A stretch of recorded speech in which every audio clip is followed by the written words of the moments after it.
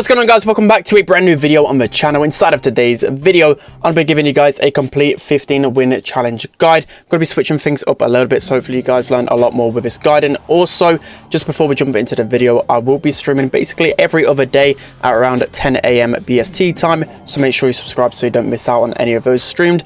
And also, about 64% of you are still not subscribed to this channel, so I really just appreciate if you guys subscribed. So before we jump into it, make sure you're using a credit code. That'd be greatly appreciated. And without further ado, let's jump right into it. Okay, guys, so going into set number 1, we have Bell's Rock Knockout. So as you can see by the graphic, things have changed up a little bit. I thought it was really cluttered last time around, so I thought I'd do things a little bit more simpler so you guys get to see the graphic in a much better way. So also in terms of explaining things, I'll explain the number 1 comp a lot better this time around. So for Bell's Rock Knockout, you have Gene in the middle. So the main reason you want Gene in Knockout is because he's pretty good against pretty much everything, but the healing style power is really going to be helpful, especially when you're clumped up with just one teammate. You and your teammate can push a lot more efficiently because of the healing that it can provide. So Gene is just an amazing knockout brawler, has to be a top 5 overall, so you can't really go wrong with a Gene in the center. So same applies with Bonnie and Knockout. Bonnie is just amazing because of course she's got 2 type of mechanics. She's really good up close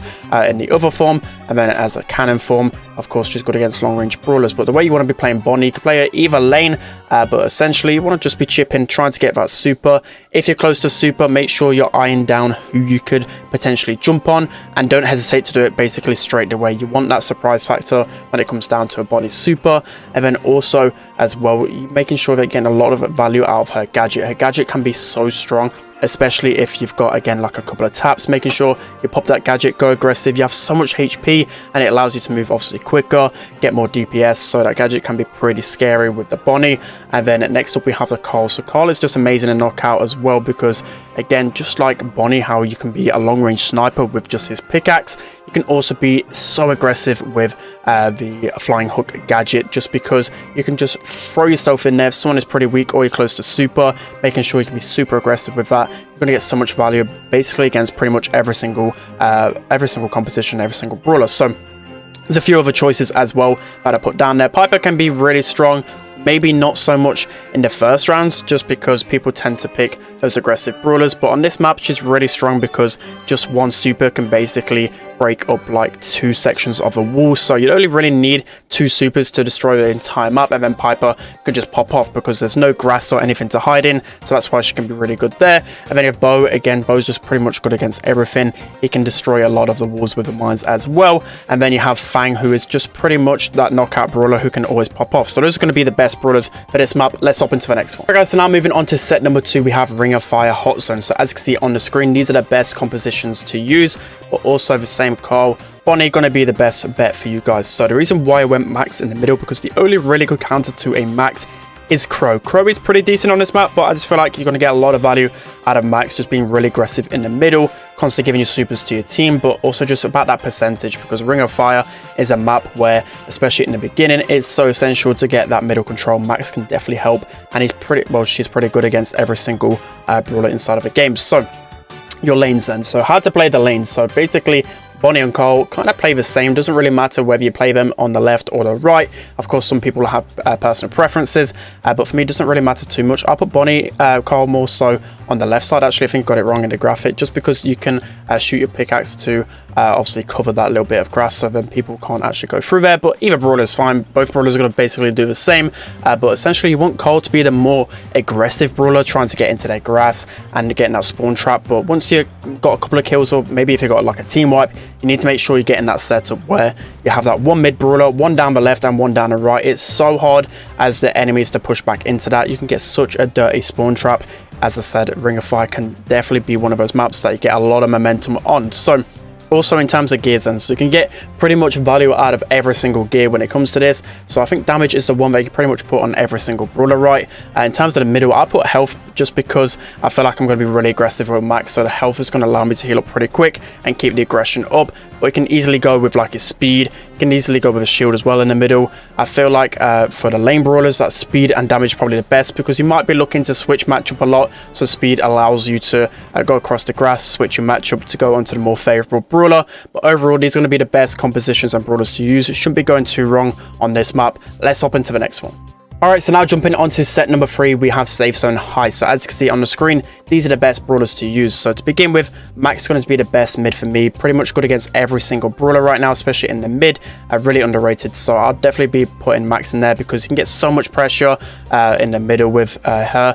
And also just overall giving your supers to your teammates can be really strong. So next up, we have Colette. So Colette is really strong in the highest meta. Counters Cole, counters Daryl, really good at cycling supers onto the save, and that gadget allows you to heal up. So definitely one of the strongest lanes on side of this map.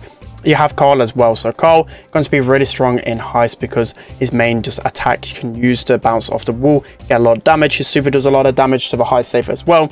And that gadget, just being able to fly yourself across the lake pretty much immediately and get pressure. So that's why you want to be playing him down the right, because that's going to be where you play your pressure brawlers, right? But where you want to get the damage, you want to put them down the right hand side because they can get into the little pocket, force a pinch out. This is what the kind of tone of this map is really.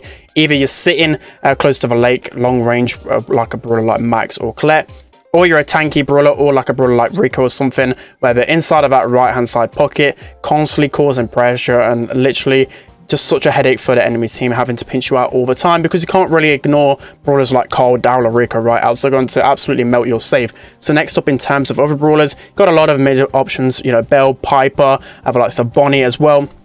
All good mid options. Griffith's actually really underrated in this meta, especially with the healing style power. You see him a lot on this map. So those are going to be the best brawlers for this map. Let's hop into the next one. Okay, so now moving on to set number 4, we have double swoosh gem grab. So as you can see by the graphic on the screen, these are the best brawlers and compositions to use. So the number 1 brawler on this map has to be Jean. So Jean with the vision gear is irreplaceable. This is the best map for him inside of a game, and just overall his main attack mechanics make it so it's incredibly easy to scout down the lanes. So how to play Jean on this map? For me, it's all about managing the gems. Of course, you're a gem carrier, but on this map, you kind of want to stay in the middle as much as possible. You don't want to be going wandering down the lane unless you want to kind of do like a surprise tactic if you're really down in gems. The tactic is always to stay near the middle, wait for the gem to spawn on your side, collect it. If the enemy, of course, is a little bit weak, you then pressure up and do little things like that. But it's always focusing on those gems in the middle. So also as well, you'll be making sure that you're putting a few shots down the left hand lane as well, or the right hand lane, making it a little bit easier for your teammates to scout the enemies. So that is definitely a really strong thing about Jean right now. So next up we have Crow. So Crow down the left hand side or right hand side, it doesn't matter either way, but for me left hand side a little bit better because you can focus your jumps on the gem carrier a little bit easier. And especially if you're pushing into a Crow, it is pretty hard, right? Because he can keep his distance really well when he has the speed gear. It's constantly chipping you down. He has the slows as well. If you push too far into his face, it's pretty hard to face off against a defensive Crow. Next up as well, you have Janet down the right hand side. She's really good down either side, but especially down the right, because what you can do, you can push up, use the gadget, and it just scouts so much of the grass. That gadget is so strong. One of the main reasons why she's incredibly strong right now. Gem grabber as well, she's really good because she can just super onto the opponent. Multiple reasons why she's so strong. You also have other brawlers as well. So Cole down the left hand lane is pretty solid as well because his pickaxe can easily shoot and scout into the middle. That's why he's so strong. You've got Amber as well down the right hand side. Once you cycle maybe one super, you want to just throw that super into the middle, burn the grass, and make it a lot easier to see your gem carry in the middle. That's why she's incredibly strong right now inside of this map. It's probably like the main map that Amber's played in, so make sure you're getting some good use out of Amber. You've got likes of Bo as well. Bo can be played down either the left hand lane or the middle, kind of up to you how you're playing, but with the totem it can be really strong on this map, and there's just a lot of other options to use as well. But make sure you're pretty much using the vision gear and the speed gear on every single brawler on this map because it's so vital. It allows you to detect the enemies and also just overall be a lot more flexible. So that's going to be set number 4. Let's hop into set number 5. Alright guys, so now moving on to the 5th and final set, we have Shooting Star Bounty Event. So as you can see by the graphic on the screen, the metas change a little bit in Shooting Star. The same brawlers are typically the best, like Tick, Nanny and Piper, but I wouldn't recommend going all 3 brawlers in the same composition. The main reason being is because of Max on this map. So you're seeing a lot more Max in the meta right now, but more so especially on Shooting Star because it's so good against the likes of Piper and a Nanny. You can tank both of those shots with a gadget. Also Nanny heads as well. Feel like they're not as good as they used to be. There's a lot of brawlers right now in the Shooting Star meta that can tank a Nanny head. The likes of Piper can just jump away. You've got Max with the gadget. You've got other Nannies with their gadgets. Cole just so high health that you're not going to be able to kill him. Just so many things countering a Nanny head right now. So in terms of best brawlers as well. So Mac's going to be better in the middle because you can apply pressure pretty easily, especially if you're using, well, just in general, just cycling super pretty well. You're going to be getting so much pressure with a Max. Piper, of course, going to be good on shooting star because a lot of the times you can just tap someone once, press the gadget and get the kill. So that's why Piper is so strong when it comes down to bounty. Nanny going to be pretty good. I would say more so on the weaker side of shooting star, just because, again, just don't cycle with the heads as well. Likes of Tick can be still strong in the middle if they don't have any wall breakers. He can still apply pressure pretty well with Tick. Overall, Carl as well is so strong on shooting star. The ability just to gadget onto any brawler, super if needed, just overall snipe people from a distance as well.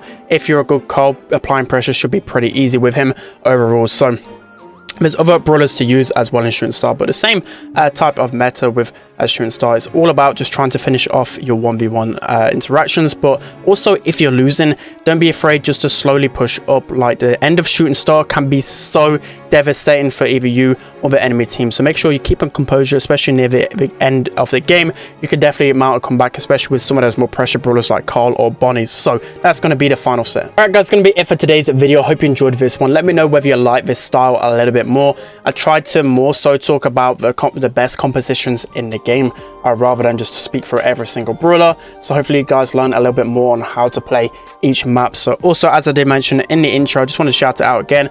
I am doing also second channel videos as well. I didn't actually mention that, but second channel videos on the free to play to masters account. Also live streaming basically every single day. So hope you guys can check those both out. So yeah, that's going to be it. Hope you guys enjoyed. Don't forget to like, comment and subscribe, and I'll see you guys next time.